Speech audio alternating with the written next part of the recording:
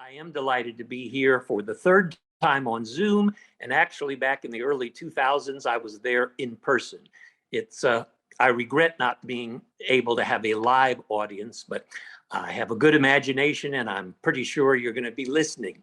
Anyway, as you heard Bradley say, today is an unusual date for an author's birthday in that Shakespeare is one of the very few people we celebrate his birthday, and we don't celebrate, but we certainly observe his death date on the same date, April 23rd.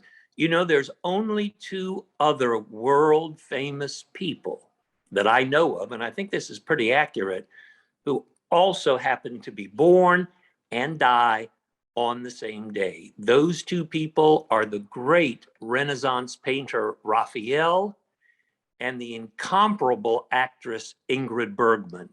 But other than Shakespeare, Bergman, and Raphael, and talk about three diverse people, I can't think of anybody else whose birthday and death day are the same. Now, there was a big to-do made in the year 2016 because since Shakespeare died in 1616, it was the 400th anniversary. This isn't quite that. Actually, today is the 406th anniversary of his death and the 458th anniversary of his being born. And you don't have to be a genius in math. If you take those two figures and subtract one from the other, we get the astonishing news that Shakespeare died when he was only 52 years old. But you know, other than on his birthday, nobody ever begins a talk on William Shakespeare talking about when he lived and when he died. Obviously, what every English professor must begin with when the topic is William Shakespeare is this: William Shakespeare is the greatest writer in the English language, period. He is so great that it would be very difficult for anybody to say who comes in second place. The point is, Shakespeare is so far beyond all other authors that nobody cares who's second. My field is Dickens. I'm going to say Dickens. Some people say Chaucer, Milton, but the point is Shakespeare is the greatest writer in the English language. That would be significant, but it's not significant for Shakespeare, because the next thing I'm going to tell you, I'm sure some of you know, but Shakespeare is not just the greatest writer in the English language. William Shakespeare, indeed, is the greatest writer in the history of the world. He isn't just our greatest writer, he is everybody's greatest writer. More foreign critics have called William Shakespeare the greatest writer of all time, more than any other person. All right, so we have him, the greatest in English, the greatest of all time, but you say, but sadly, he wrote so long ago. I mean, he died over 400 years ago, so he was writing over almost 450 years ago. Sadly, he wasn't really writing in modern English, but he was. Shakespeare did not write in the Old English period, like the author of Beowulf. Shakespeare did not write in the Middle English period, and Geoffrey Chaucer is the most famous writer of that period with the Canterbury Tales. No, Shakespeare actually wrote in modern English. Now, of course, let's face it, this is in fact, let me give you his writing dates. He wrote between the years 1590 and 1610, and that does put him in the modern English era. Notice what I said, he was only 52 when he died, and he's still the greatest writer of all time. And he only wrote for 20 years, from 1590 till 1610. And yet that was enough for us to recognize what we have. Now, of course, if you tell students, Shakespeare wrote in modern English, they say, I must have the wrong copy here, because it's true. It is so early in the modern English era that words have changed, syntax have changed, but basically he is one of us. The other remarkable thing about Shakespeare as a great author, when you think of almost every other great writer in the English language, I am talking about Dickens and Poe and Twain and Thackeray and Robert Browning and Robert Frost, you realize that almost every other author, male or female, who has made their mark in the literary world writing in English, either is famous for writing novels, short stories, or poems. They are famous really for writing fiction or poetry. Not Shakespeare. He didn't take that path. He took a different path, meaning that he's one of the few world greats whose reputation depends more on his plays than anything else. And this gave him an enormous handicap today for being the greatest writer of all time. Because think of it, if you want to know how good a poet or a novelist is, you're like me. You don't have to leave your home. You're sitting right in your home. You pick up a book, a novel, or a bunch of poems, and you read it. But you can't do that with Shakespeare because Shakespeare wrote plays. He never wanted one word he ever wrote to be read. That makes him so different from all other great authors who didn't pick the genre of drama. As you know, if you're a playwright, you don't want people to stay in their house and read it. What good's that going to do? You want them to leave the house, come to a playhouse, pay good money, sit down, the curtain goes up, and then Shakespeare's or any other dramatist's words wash over you pretty much like a wave would wash over you if you sat close enough at the beach. He did not want to be read. So what I want to do with you with Shakespeare in the next few minutes is this. I am going to take you to a production of a Shakespeare play when he was alive, so you can see what it was like to be sitting in the audience when the greatest writer of all time was actually writing, directing, producing, having roles in his own plays. Now, what year are we going to pick? Well, if you remember, I said he wrote from 1590 to 1610, smack dab in the middle of his career. Lucky for us, is an easy year to remember, 1600. So what play are we going to? Surprise, we are going to any Shakespeare play. What I'm about to tell you applies to every play you could have possibly seen when Shakespeare was alive. This is what it was like to be in the audience when Shakespeare was writing those plays. You would have walked in the back door of his playhouse, kind of like you walk in the back door of a movie house. The door was in the back, the stage was up front, but you would not have taken 2 steps into Shakespeare's playhouse before an usher came up to you and demanded that you pay the money to get a ticket to get a seat. Now, how much did it cost to go to a Shakespeare play in the year 1600? Do we know? We do. It costs exactly 4 pennies. Now, you might think, well, 4 pennies in 1600 is a heck of a lot more money than under a nickel would be today. You would be correct, but that's not the point.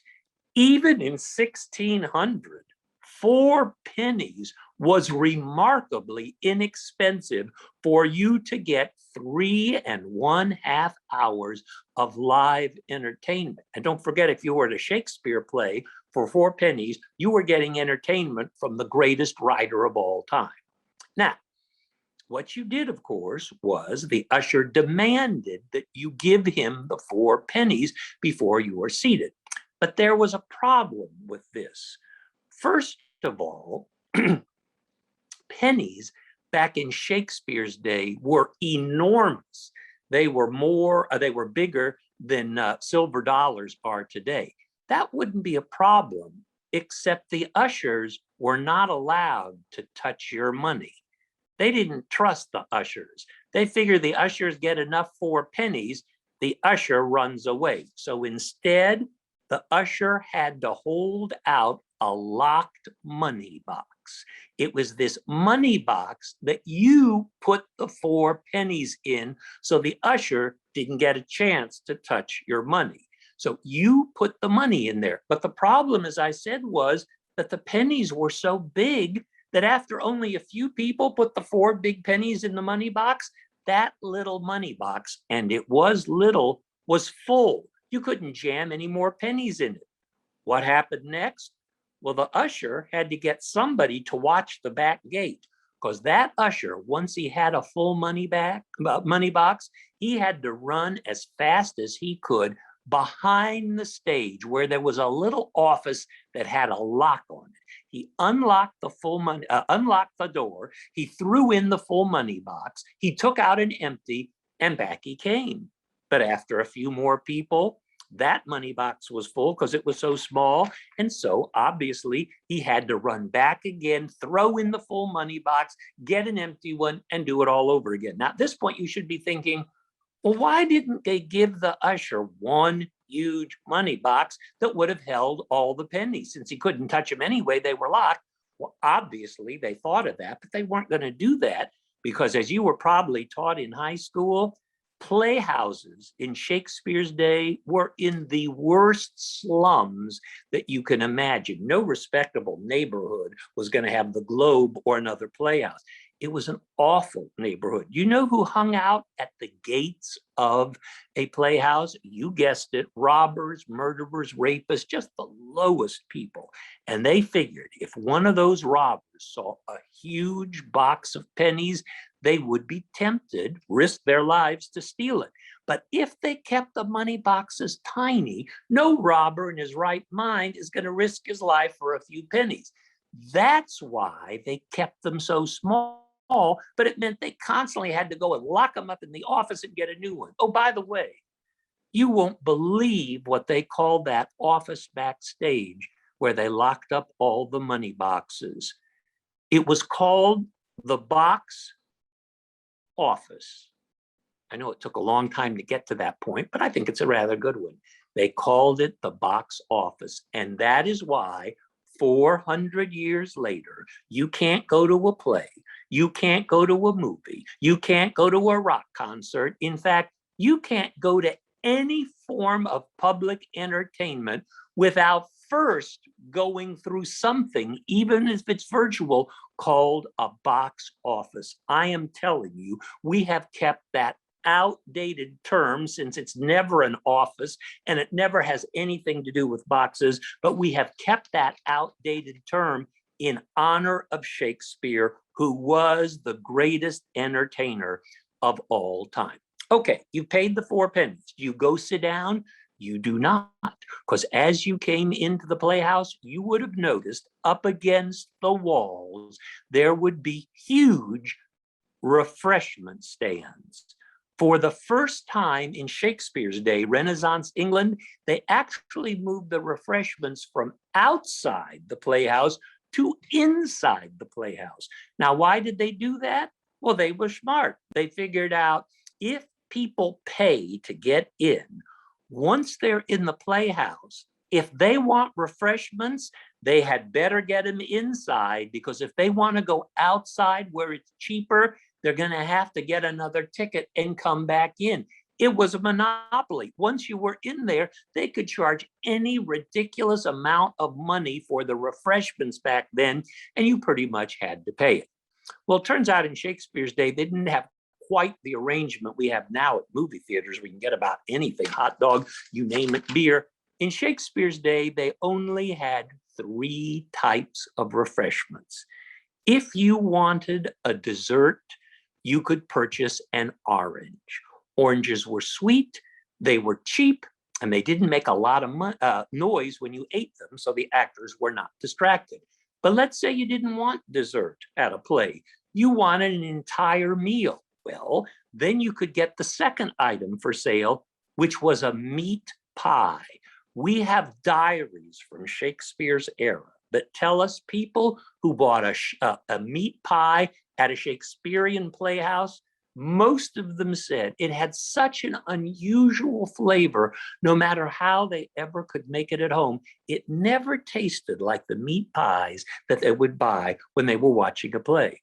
Now, unfortunately, it's more than 400 years later. We have no idea what the recipe was for making meat pies back then, but we do know that there had never been seen a live cat nor dog between a 1 square mile radius of any playhouse. So we have a pretty good idea where the profit was coming from in these meat pies. But if you didn't want a meat pie, and if you were a pet lover, it probably wasn't your best choice, there was one other item for sale at a Shakespeare play. Yes, you could have an orange, you could have a meat pie, but it's the third thing you could purchase that sold far more than the other two combined. You actually could purchase a tomato at a Shakespeare play. Now, this is odd because if you know the history of England, you know that in 1600, nobody in England was eating tomatoes. They ate them in Italy, but they didn't eat them in England because the British believed that because tomato has acid in it, which it actually does, it was one of the most deadly fruits on earth. They thought you ate a tomato, you were dead in 45 minutes. In fact, the first English-speaking person to eat a tomato, and I know you came to this lecture to learn this, the first English-speaking person to eat a tomato was 200 years later over here in America, in a small town in Western Pennsylvania. There was a small town in Western Pennsylvania where a man said that on Saturday morning, he was going to show up to the town square and eat a tomato for the first time in history. So everybody in his little town showed up to the town square on Saturday morning to watch him drop dead, because that was entertainment in the early part of our country's history. They stood around the square. The man ate the tomato. An hour later, he looked just fine. You may know this, but in the crowd that day, there was a man by the name of Henry Hines. And this is a true story. The original Henry Hines saw this man eat a tomato for entertainment and survive. And on the spot, he said he had the original thought that if you crushed a tomato, added spices to it, and named it ketchup and served it with meat, you could have a real bestseller. That's when we started to eat tomatoes, 200 years in the future. But in Shakespeare's day, in 1600, you bought that tomato. They sold like the proverbial hotcakes, which were not for sale at a Shakespeare play, but you sure didn't eat it because it was poison. What you did, and I know most of you know this, you took your tomato, you took it to your seat, you sat down, the play started. The tradition was you gave any play exactly 10 to 15 minutes. If after about 15 minutes into Act 1, you were thinking, gosh, this is the biggest waste of time and the most excruciatingly boring experience I've ever had to endure, now you had a unique way to let them know on stage that this was not your idea of entertainment. What you did was you kept waiting. You waited for the actor you thought was the worst in the entire production to step to the edge of the stage and deliver his soliloquy. Once he was right there and sent downstage center, you picked up your tomato, you aimed it as carefully at his mouth as you possibly could, and you let it fly. Now, this distracted most actors. Not only were they dodging tomatoes, which you probably already knew before you heard this lecture, but keep in mind, they thought it was a poison missile. After about 3 or 4 minutes of a lousy production with a lousy main actor trying to dodge tomatoes, well, you know what happens. Well, if an actor's dodging tomatoes, he's going to lose his concentration. And if you've ever lost your concentration when you were on stage, you know what comes next. Of course, you forget your lines. Now, they had prompters in Shakespeare's day. They depended on them. In fact, they were down underneath. They could look right up at you and give you the next line, which they did unless you forgot your lines because you were so lousy that it really didn't matter. And then the prompters were told, don't help him. And they didn't. And so very quickly, the actor, not knowing his lines and not getting any help, he just stopped, didn't say anything. And if you check the records, you know what they did next in a situation like that when the audience hated the play so much? They simply stopped the play. They said, go home. But here's the bad news for Shakespeare. If they stopped a play because it was that bad back in his day, about 1600, before anybody in the audience left his or her seat, the ushers were required to go back to the box office, unlock the door, take out the money boxes because they greeted you at the back gate when you left. You got a complete refund for what you paid for the play. They actually believed in Shakespeare's day, or at least many of the troops did, if it was that bad, you shouldn't have to pay for it. If you weren't enjoying it, the money came back. Can you think how much more money all of us would have today if in the 21st century we subscribed to this wonderful theory, which obviously we don't, but in Shakespeare's day, you've got to admire them. They did. And so had Shakespeare not written great plays, he would have starved. But I am about to prove to you that as far as we know, not one tomato was ever tossed up to a Shakespearean stage, because Shakespeare had the uncanny ability of keeping every member of the audience fascinated from Act 1, Scene 1, Line 1, until the final curtain fell in Act 5. You were fascinated the whole time. Now, how in the world could Shakespeare do this? Well, let me tell you this. William Shakespeare in 1600 had an impossible audience to please. Do you realize who came to a play in 1600 of Shakespeare's? Well, Queen Elizabeth was still alive. She went to the play. When she would die 3 years later, King James, he certainly went to Shakespeare's plays. Not only did the king and queen either have performances brought to them or would go someplace to see it, but they not only went, but they brought their courts. Now, how smart was Queen Elizabeth? She was a genius. How smart was her court? They were geniuses too. So how many of the 37 plays Shakespeare wrote? That's right, he wrote 37 plays in less than 20 years, and not just plays, but some of the greatest literature ever. So how many of Shakespeare's 37 plays did he write for Queen Elizabeth and the court? Not one. Not one of his plays was written for royalty. How come?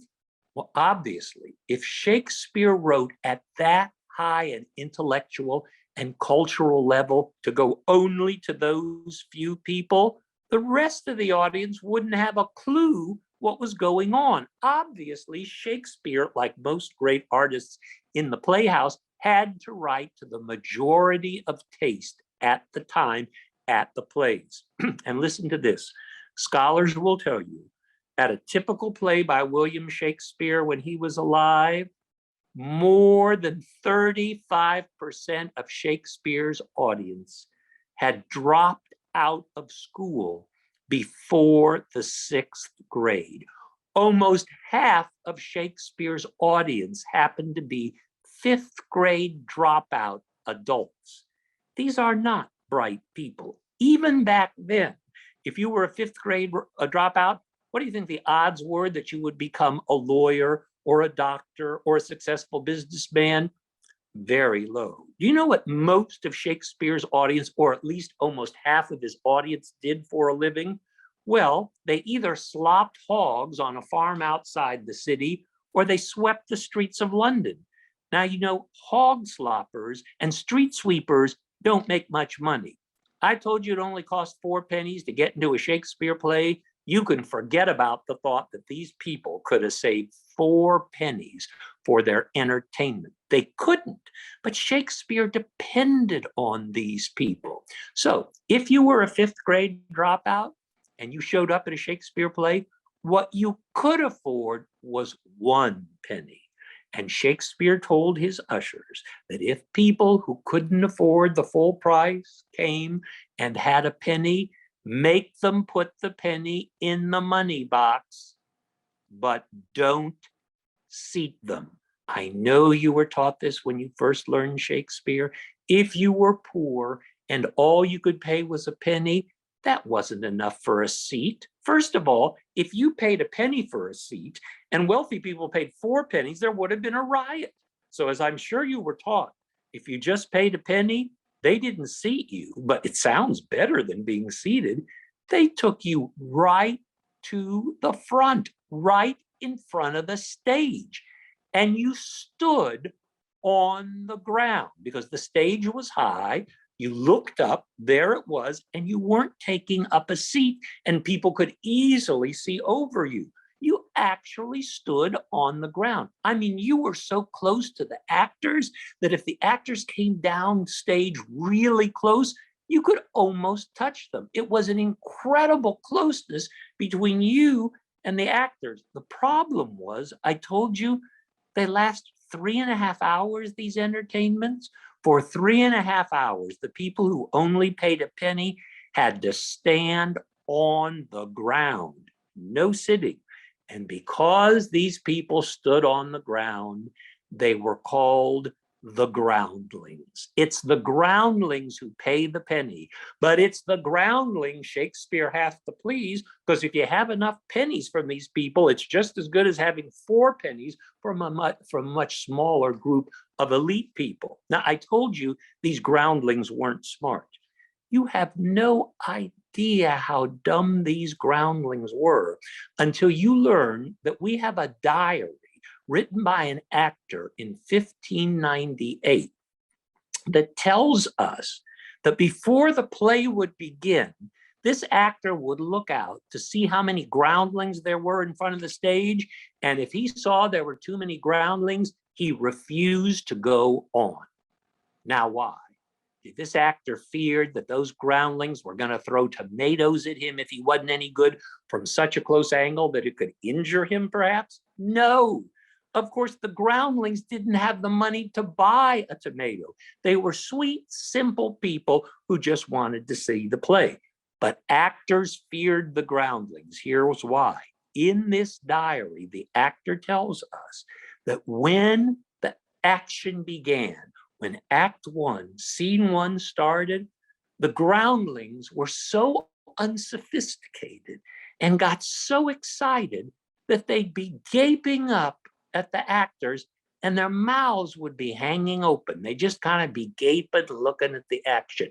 This didn't bother the actor, but in the diary, he reveals what bothered him was if the play got really exciting early on, like the early fight scenes, for example, in Romeo and Juliet, if you got the groundlings excited enough, not only would their mouths be hanging open, but if they got really excited, they would start to salivate. And nobody ever told these dumb 1-penny groundlings, if you want to quit slobbering, close your mouth. They didn't.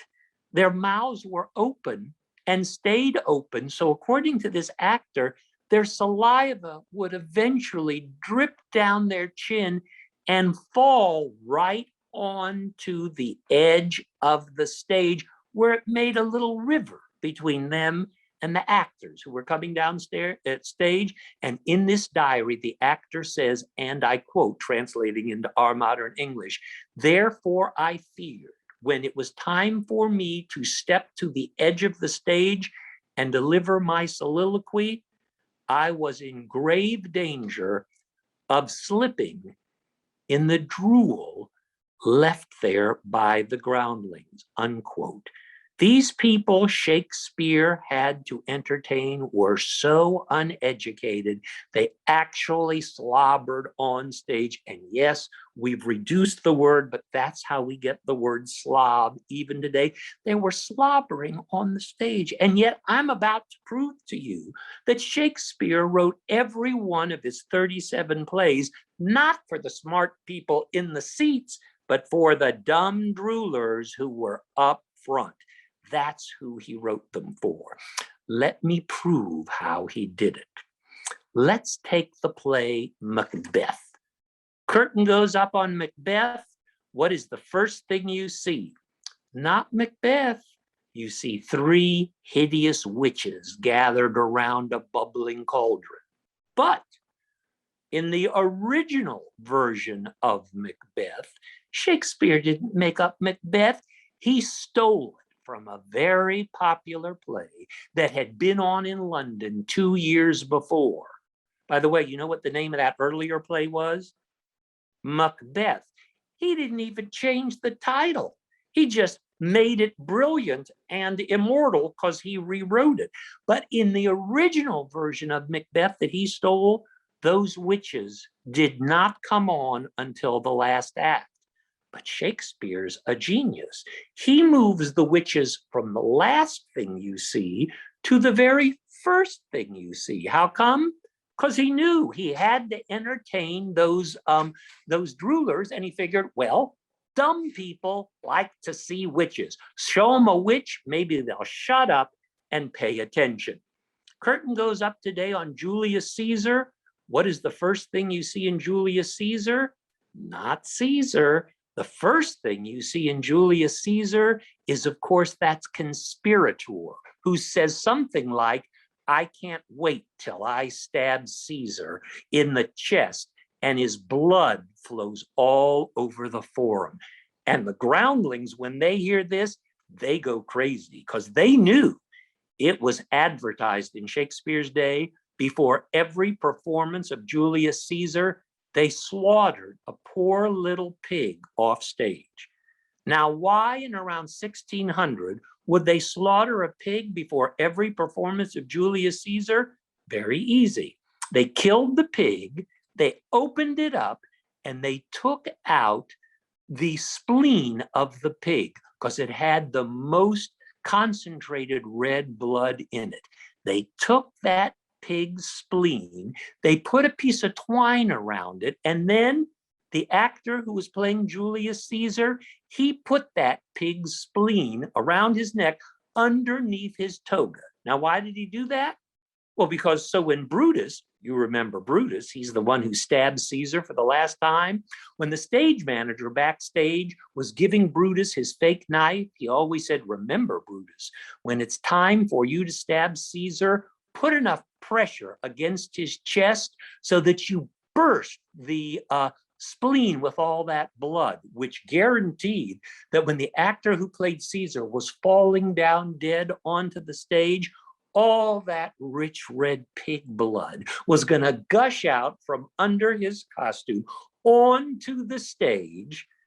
And by the way, in Shakespeare's day, all stages were tilted downward. That's why we still call it downstage up front and upstage in the back, because in Shakespeare's day, like today, the stage always went downward. So that guaranteed that all that rich red pig blood was going to run right down to the edge of the stage where it mingled with you know what that had already been left there thanks to the droolers. We have diaries of the day that tell us it became a tradition in the death scene of Caesar when Shakespeare was alive that the groundlings were so excited by it that they actually took 2 fingers of their right hand, they dipped it in that disgusting mixture right at the edge of the stage of pig blood and human spit, and they waved it back at the actors just to let them know that they were enjoying this particular production.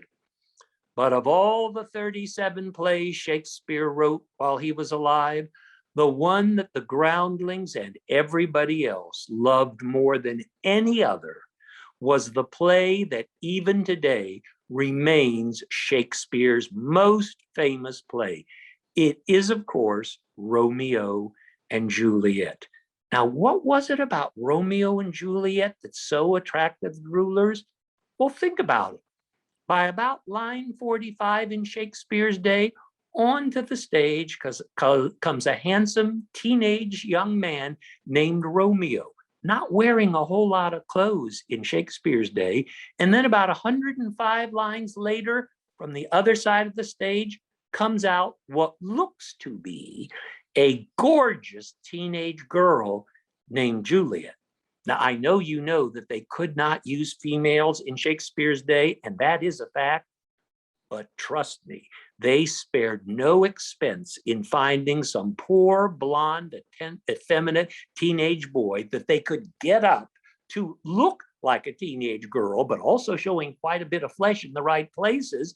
And so you've got there Romeo and Juliet, two very attractive young people not wearing a lot of clothes. Well, it doesn't take a genius to figure out that Shakespeare figured out this is going to attract the audience. You're going to become either physically involved with Romeo or Juliet, or if you're odd, both of them at the same time or the wrong one. But one of those two characters is going to physically turn you on, and you're going to pay attention through sex drive alone.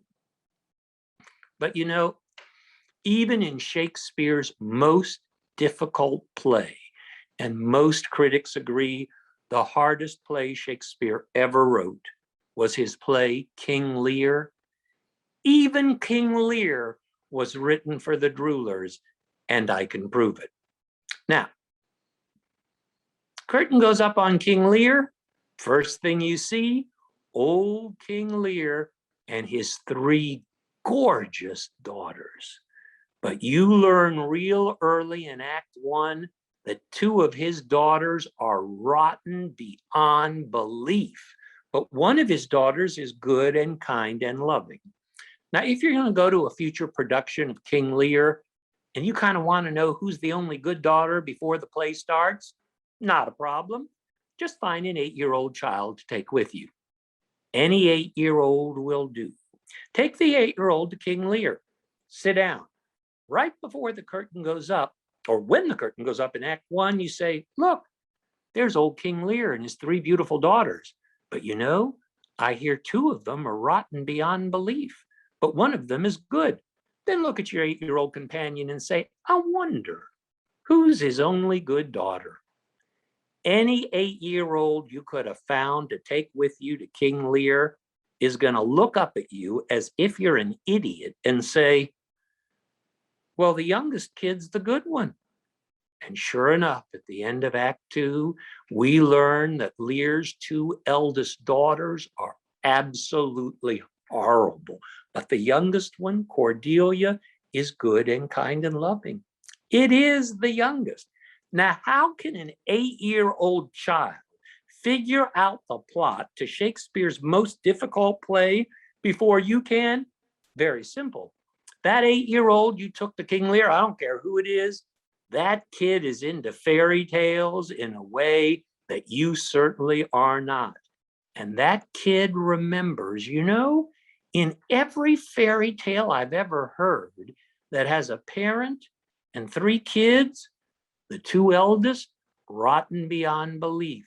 The youngest, always good. It's that way in Cinderella. It's that way in all the fairy tales that have a parent and 3 children. Shakespeare realized when he was writing that no matter how dumb the parents were when they had children, what they did at night, those dumb parents told their kids folk tales and fairy tales of England. So Shakespeare could be sure, even his most illiterate audiences, they knew that kind of plot, and that would allow them, in other words, to follow. No matter how little else they knew, he was helping them out. In all of Shakespeare's plays, by the end of Act 1, Shakespeare has promised his audiences one of 3 things. You will always find very early in a Shakespeare play either violence or sex, And I knew when I said three, I wouldn't be able to think of the third one. Or creatures. Creatures, supernatural creatures, like the ghost of Hamlet's father, supernatural creatures, violence and sex are at the beginning of all of his plays. And if you think William Shakespeare, the greatest writer of all time, wanted to waste his time writing about supernatural creatures, violence, and sex, he didn't, but he had no choice.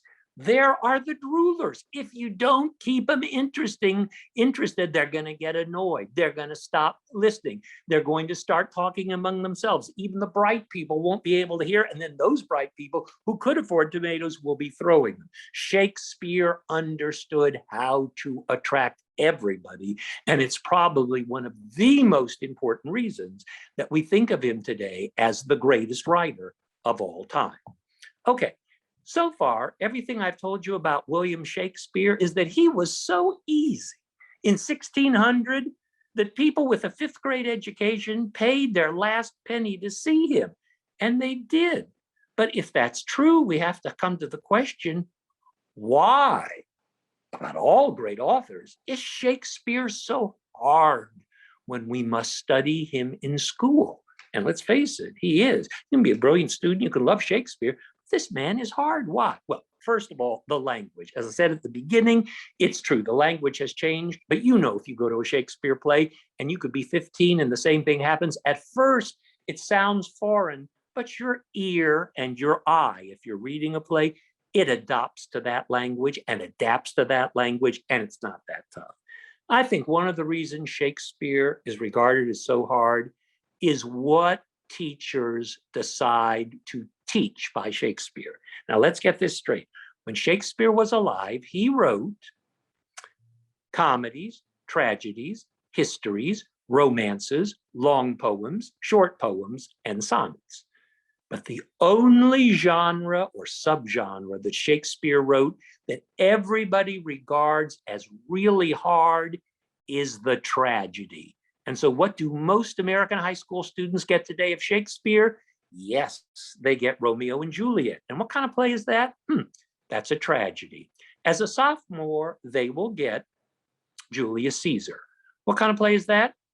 It's a tragedy. And then as a senior, you either get, most of the people get Macbeth, some students get Hamlet. And what kind of play is Hamlet and Macbeth? You can see where I'm going with this.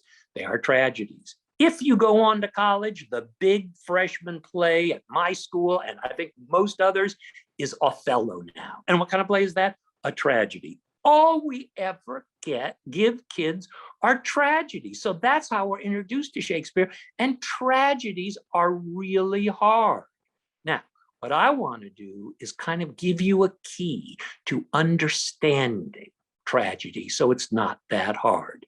You may remember how tragedy was always defined for us when we first studied Shakespeare. We were taught, you know it's a tragedy if at the beginning of a play, the characters are at a high level of society, but by the end of the play, they fall to a low level of society. That's the definition.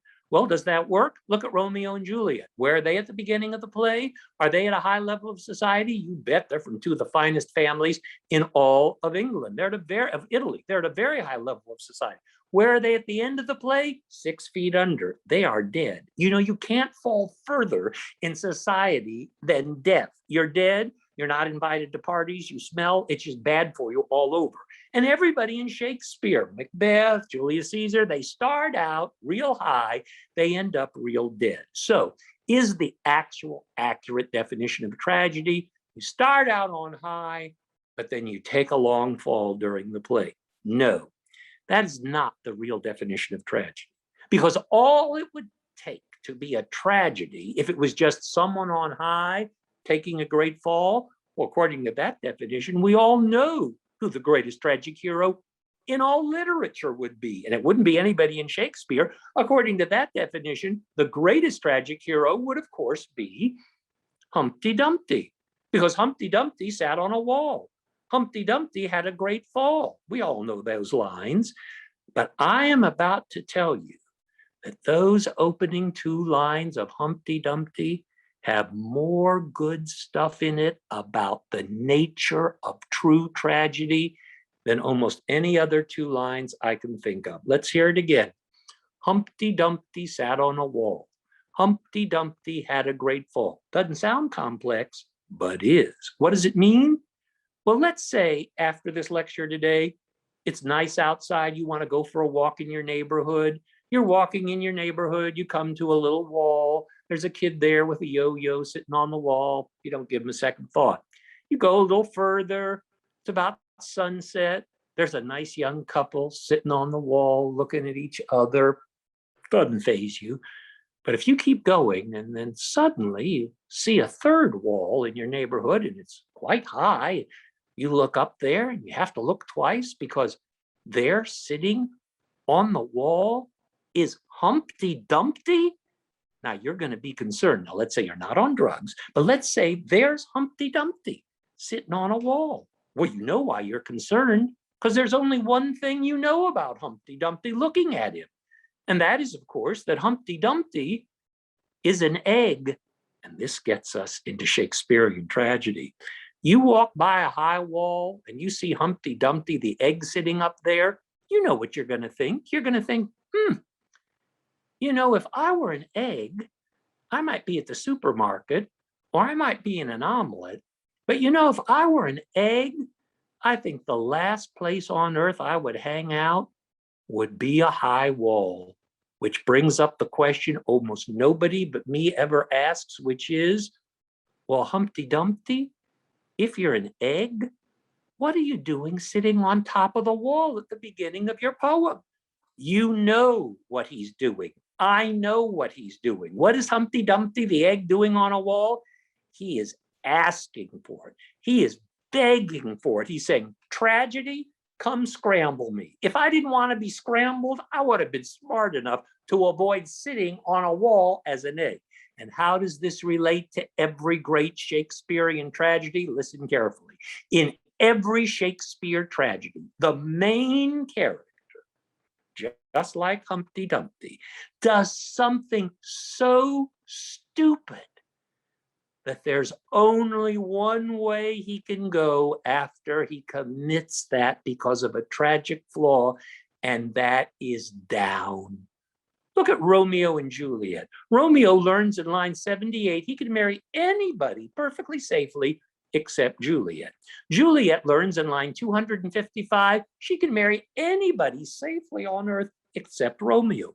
What do these two kids decide to do? Get married. It's stupid. They know it's stupid. They're going to fall. Look at Macbeth. In Act 1 of Macbeth, he takes his entire political counsel from a witch.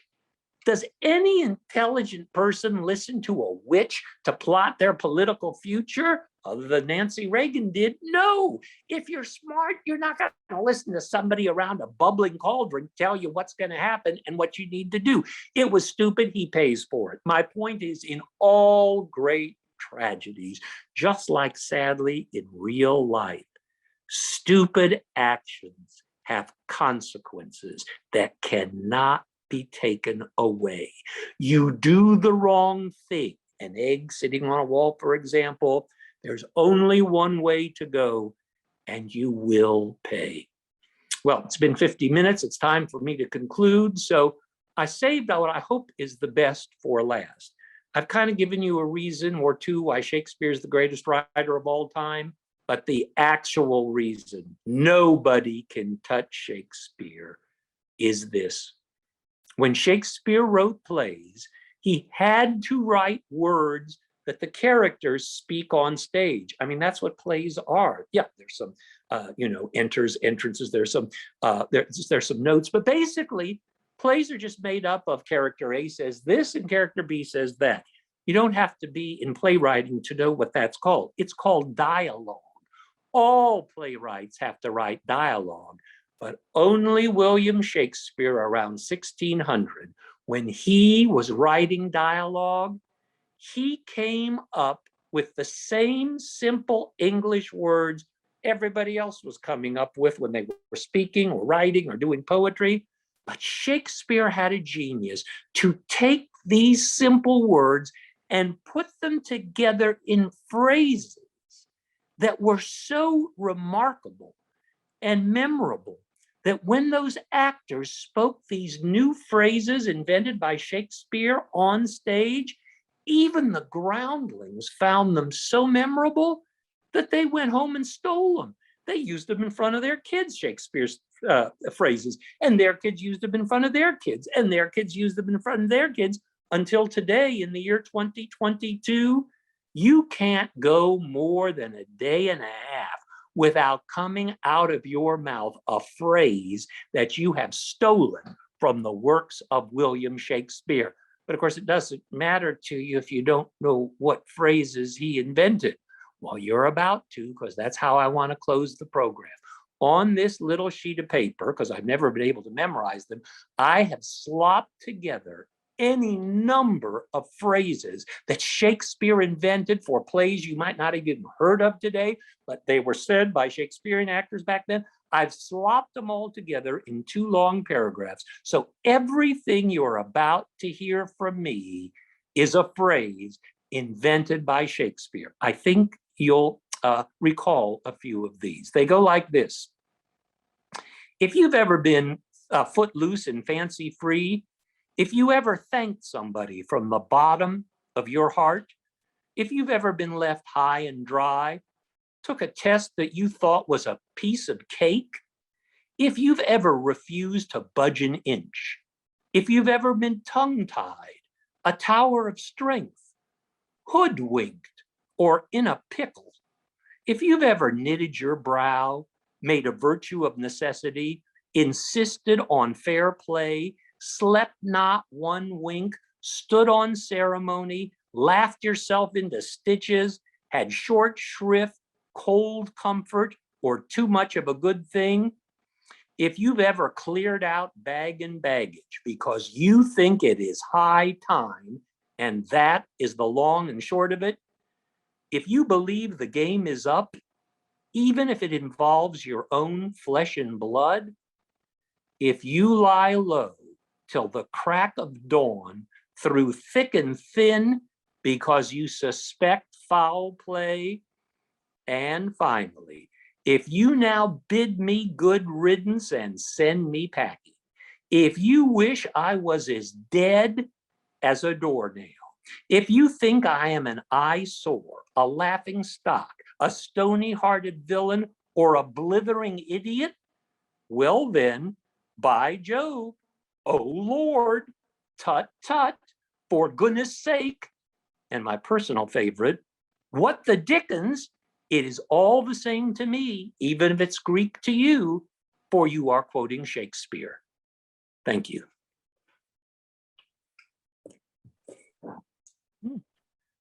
Thank you very much, Dr. Engel. Shall we open it up for a short Q&A from our guests here? Awesome, beautiful. I'm going to enable everyone listening to turn on their video, turn on their microphone if you wish to ask a question aloud in front of the group, or feel free to drop some questions in the chat window here. I just assumed I covered everything worth mentioning about Shakespeare, so I can't imagine there's anything out there. Only about 2 million things. With Shakespeare, you could give 50 talks and not even touch the surface. It looks like we do have a question in the chat from Annabelle. What was a typical theater capacity in 1600? There was none, and let me explain why. Because there were so many special performances where only certain groups were invited. In his whole career, more than 40% were groundlings, but the theaters varied. The Globe Theater actually could hold 700, but in terms of how they portioned it off, there's so many conflicting diaries about this thing, but we know that at least 700 to 1,000 people could be accommodated for Christopher Marlowe. Now, remember, they always counted the groundlings. This was not seat, this was capacity. And groundling depended on how heavy some of the groundlings were and how many you could shove in, because they were counted. Anybody who paid a penny was counted as an attendee. Wow, and Annabelle also asks, can we get a copy of that list that you mentioned? You know, mine is so ragged. Here's, I believe you said, that this will be made. There's a recording of it.